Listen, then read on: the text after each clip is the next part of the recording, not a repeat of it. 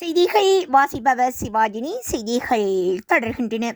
கட்டுநாயக்க விமான நிலையத்திலிருந்து கொழும்பு கோட்டை பிரதான புகையிரத நிலையம் மற்றும் மாகும்புற போக்குவரத்து மத்திய நிலையம் வரையிலான புதிய சொகுசு பஸ் சேவை இன்று ஆரம்பமானது.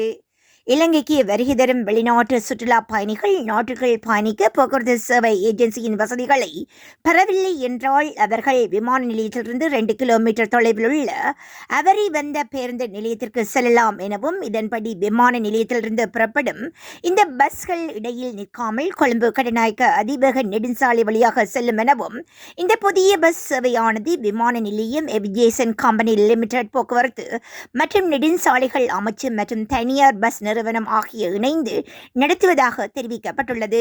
இந்த பஸ் சேவைக்காக 10 சொகுசு பெரிய பஸ்கள் பயன்படுத்த உள்ளதுடன் ஒரு பயணிடமிருந்து 3000 ரூபாய் வசூலிக்கு ஏற்பாடு செய்யப்பட்டுள்ளது எனவும் தெரிவிக்கப்பட்டுள்ளமை குறிப்பிடத்தக்கது.